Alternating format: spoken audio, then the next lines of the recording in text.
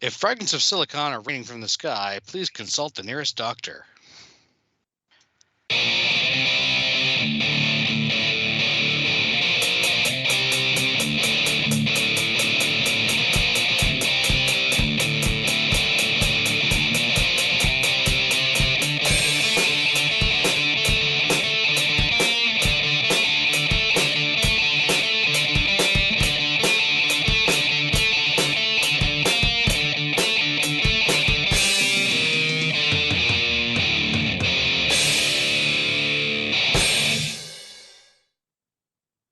All right, welcome to another installment of Fragments of Silicon, the Daylight Interviews. Joining us this week is Sasha Darko. Yeah, hi to all of you. Hi, how are you doing today? Surviving in the heat in the park near the water. Okay. Yeah, so that would be why you might be hearing background noise for this episode. Like, just noting that for the audience. Anyway, so how we like to get started is we like to get to know the person behind the games, studio, whatnot. And we start by asking this question. What got you interested in video games, both on a personal and professional level? Sega Genesis, Sega Mega Drive in my country is practically all I had in my childhood, and I played literally all of its games. And when I had a PC, and when I was thinking about making my own Sega Genesis game, and I did it. So it was practically it's like a dream game for my favorite console, and that's about it. Okay, yeah, I can see the through line here. Why you'd make a Sega Genesis game, like. But before we get more into that, what's your background in game development? How did you come about learning the skills to make a game? I had a lot of time on my hands, and I dedicated it to learning Unity, C++, all that stuff.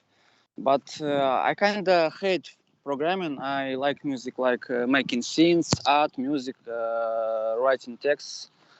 And it was more pleasant for me to do these things, much more than programming. But it was forced, and I needed to do it. And kind of, I made a couple of games for PC, for Steam, but I dropped developing PC games because the market is oversaturated, and Sega Genesis niche is small, and I like it, just like it. That's it. I can see the logic there, and it's not wrong. Like there are a lot of Steam games out there, like, but so I suppose getting to the actual game or game series, what is Sacred Line? Secret Line is a series of horror games, and the story revolves around two sisters, and the place is Yugoslavia before the millennium. It's kind of an alternate world where Yugoslavia still exists, and it has a lot of many things to tell. I just don't know where to start with its story, but I'm making all like these old school adventure games from 80s, like on Amiga and stuff, and Spectrum, and it's all of them like visual novels, and it's a trilogy. So where's the Secret Line 3 in the development? And it will be the final one. Okay, I'm sure we'll dig into that, but I suppose my next question is: you mentioned that this is a horror visual novel, which is a strange choice for the Genesis, because I'm not saying that visual novels wouldn't have come out for the Genesis, but we certainly didn't see them in the West, so to speak. So I'm wondering, was it difficult to bring this genre to a 16-bit console? It was very difficult because everything about the series is very complex, and visual novel is practically the only thing I would choose because with the original game it was like one gigabyte of data, and I adapted it with Salt to just 4 megabyte size of Sega Genesis ROM. A lot of things, and I also wanted to add a lot of background to the story and text and visual novel itself. This genre was helping me a lot with that. Sorry for my English. Yeah. It's fine. Like, how did you compress all that into a Sega Genesis ROM? So I had a lot of 3D scenes. I was making them for weeks in Unity, and I pre-rendered them all, and it was also difficult because Sega Genesis has very strict limitations when it comes to colors, and it just one scene. It was about 50 takes to make it to just one scene, so it was working on the system. So it was all debugging, and debugging again. I'm imagining that there was a lot of debugging to get this to work. Yes, because the scenes are very colorful, and we were made with much higher resolution, and I needed to adapt it all. Right. So was development for the Sega CD or 32X ever a consideration? It was at some point, but the engine I chose, Jinx, it was created only for Sega Genesis, and Sega CD games. I think it's where's not a lot, where's not a huge market for that kind of games. I think Genesis has much more people to buy games for. Yeah. I mean, that's how it was back in the day, because they were peripherals, and only a certain segment of the buying audience would have that. So the market potentiality has always been smaller, and I'm sure that's, degraded over time because, the Sega CD is a CD drive. Those break a lot easier than your solid state consoles. And the 32X, that's solid state, but it had a lot of parts to it. A lot of parts that could go missing easily. I'm looking at you, that one wire that seemingly goes missing. Also, its engine So was going notoriously for the base terrible. Genesis makes sense. Anyway, so in terms of control, how did you get a visual novel to work with the Sega Genesis pad? Was that any sort of difficult? No. It's in terms of programming, it kind of was pretty easy.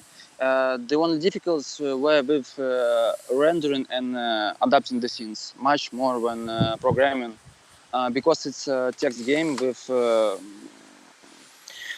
choices but barely existent. It's just all about bad endings in the first part.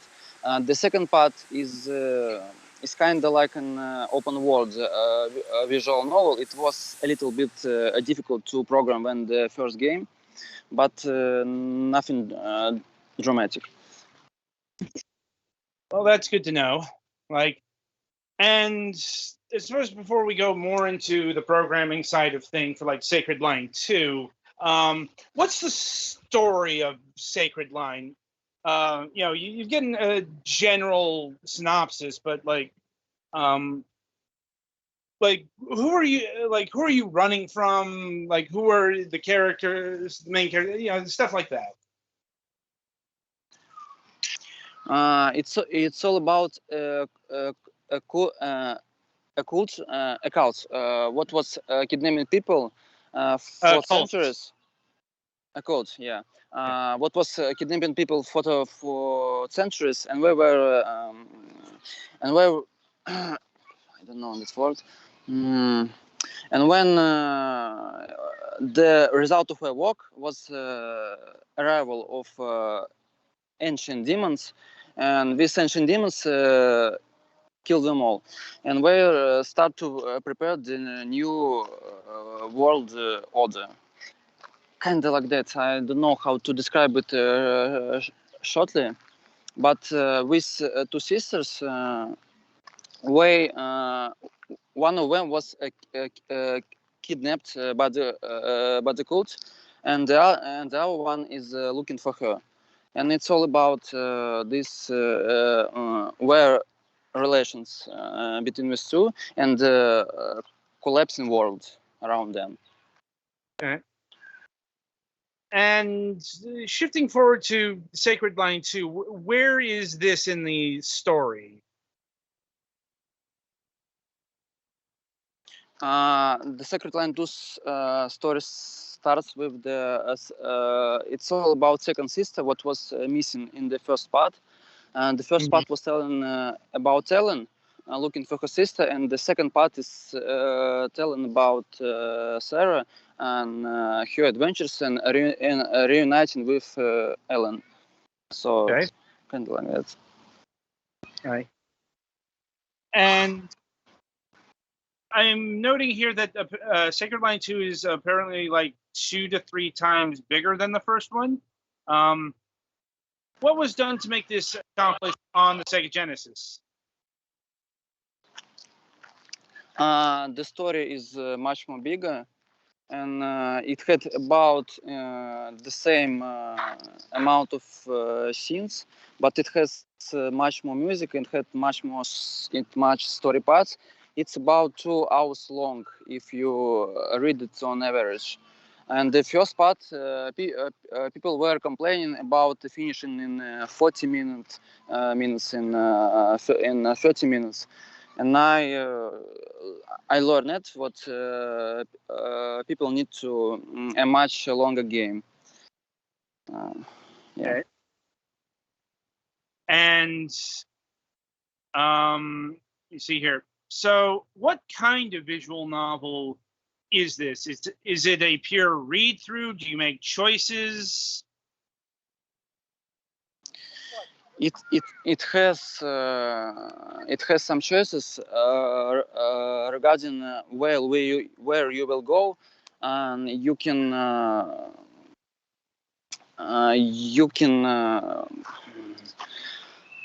how to describe it has same bad endings like in the first part, but you can learn more about your environments, and if you enter the scene, you can like in old school adventure games, you can press about look in the cabin, look at the right, left, kind of like that. So I wanted to player to feel like he is in the world and he can go in all directions.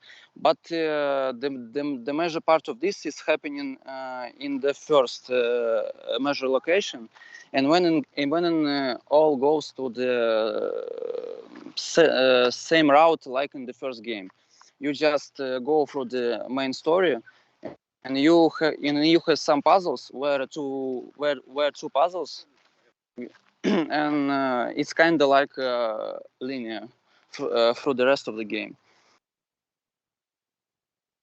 Okay.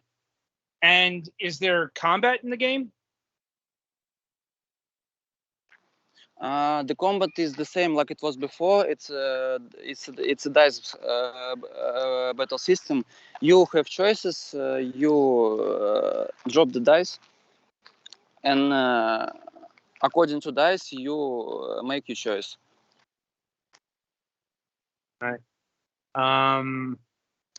And is there an option for combat avoidance? Like, can you run? Can you do stealth? No, there's no such option. It's based all around dice. All such choices. Okay. And are there multiple endings? I'm working on a patch, and it will add secret ending. But right now there's one main ending and a lot of bad endings, like in the first game. Okay. And is there any sort of like musical soundtrack in this game series, or is it more ambient noise? There's a lot of stuff in the soundtrack. I use synths. I use guitars. Where's even female vocals. It's kind of symphonic in the part 2 when it was in the first game. The first game was all about ambientish, and the second one has this kind of battle drums and stuff like that. Yeah. And what sort of sound fonts are you using for the Sega Genesis Mega Drive here? The sound, I'm making everything through FL Studio, and when I adapt the WAV files to be played on the Sega Genesis, it's not tracker music at all. Okay. Like, because there are a few ways to do sound and music on the Genesis, like, you know, like the GEMS font versus FM sound, things of that nature. Yeah, it's PCM audio. Yeah. Now, as I understand it, Sacred Line 2 is out on the PC right now and is in, like the actual physical Genesis game is in development still? No, it won't be on PC. It's Sega Genesis exclusive at the moment. Okay. Like, has the physical product been released yet? I signed a contract with Mega Cats Studios, and it shall be ready in sometime this year. I don't know when exactly, because we have other projects to release right now, and the Sacred Line 2 will be in the next months. It's on the schedule. Okay. Yeah, I'm trying to remember if we talked about Sacred Line 2 when we had Mega Cat on the program. I think it might have come up, but it definitely wasn't the highest of games that we talked about then. It's kind of a problem, like when you talk about like a bunch of games at one time, it kind of blurs. But anyway, and I see that there's I'm not sure, is this a campaign for DLC? Yeah, I make custom DLCs for people who order them, and it's based all around you. You can tell me your job, what to do about your family, and I can place you in your own story and make it in Sacred Line universe. Okay. And how is that going right now? I already did one DLC for one American family, and it's for all ages kind of story, because we're two kids, 5 and 6 years olds, and where will be reading in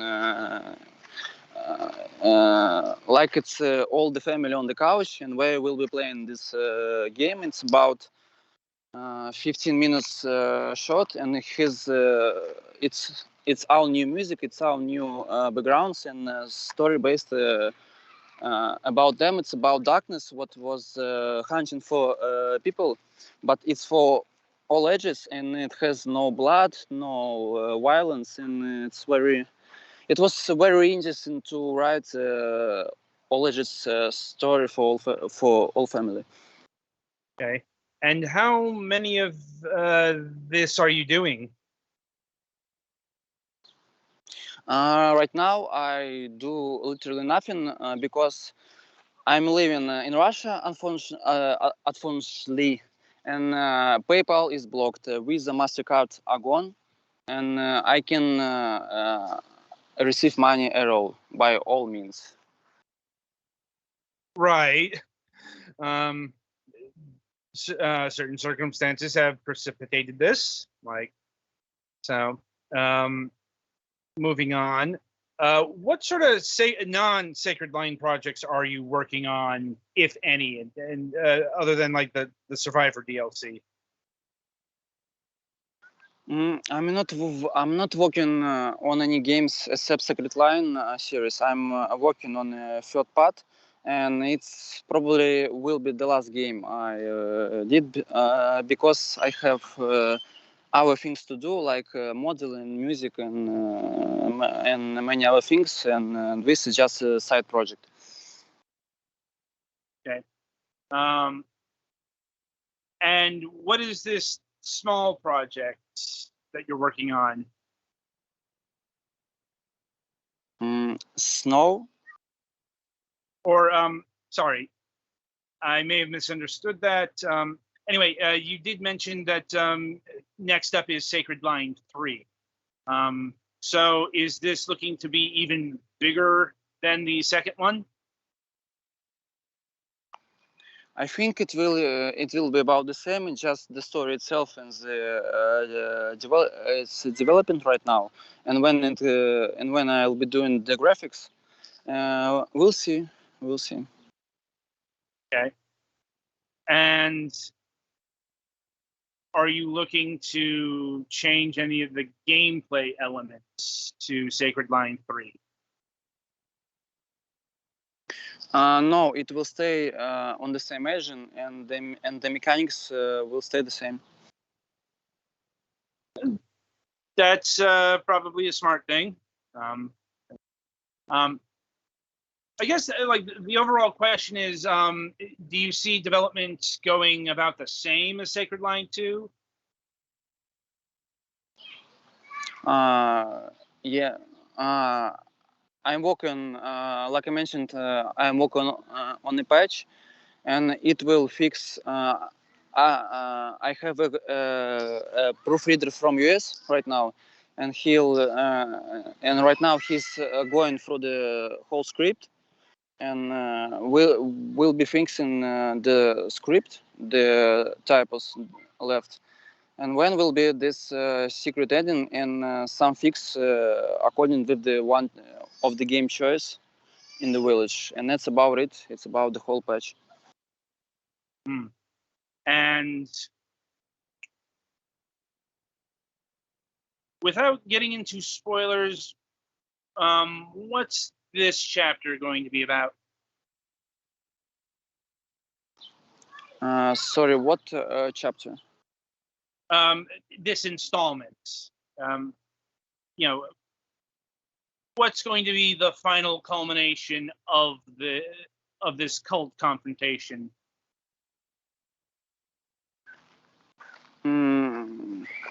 I can't tell much details now, but like I mentioned, it's a trilogy, and with side DLCs I make for people, we kind of like exist in the when it's part 1 and part 2 timeline, and the third part will be the final one, and it ends the whole story. And if it will be our spin-off or DLCs, it will be a Sacred Line 2 timeline, I think. Okay. And how far along in development would you say Sacred Lion 3 is? I started to work on it right after I was finished with Sacred Line 2 one with the first version, and I'm working on it for about 2 months, I think.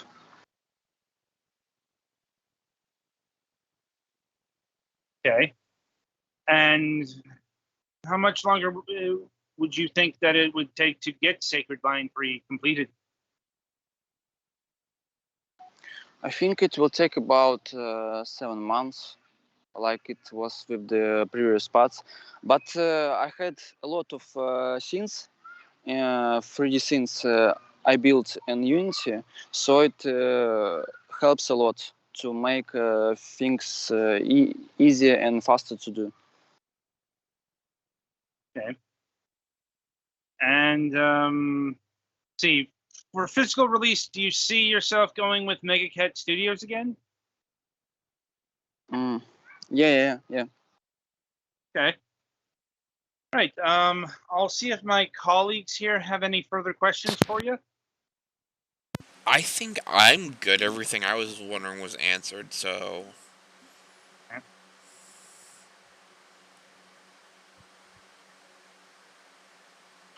Sorry, I was muted. I think I answered all my questions too.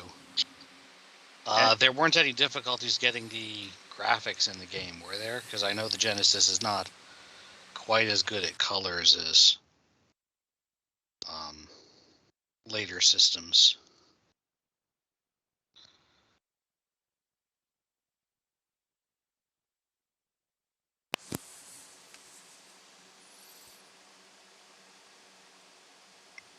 Hello? Oh. It was the question about colors. Yeah, just Yeah. like it looks. Yeah. I think I talked about the colors. Yeah. She mentioned the colors earlier in the interview. Yeah. So, yeah. So Sorry, I think that's I about was away for a little bit earlier. Sorry. It's okay. duly noted. I'll rewatch it later. All right. Yeah, I think that Sasha, I want to thank you for taking time out of your schedule and being with us here today. Like, hopefully, Thank you too. yeah. So, where can one get Sacred Line 2? It's on my website, sashadarko.com at the moment, and it will be on Megacat website later. Okay, and where can people go to if they want to have a Survivor DLC created for them? It's a Sacred Line 2 page on sashadarko.com. That's it. That's it. All right, so yeah, if you want Sacred Line 2 or the Survivor DLC, be sure to go to sashadarko.com currently, and Megacat will have the physical edition ready whenever it's ready. Right, so that'll about do it for this installment of Fragments of Silicon. Sunday reviews have been delayed to Monday due to holiday circumstances. And so until then, I shall wish you good gaming.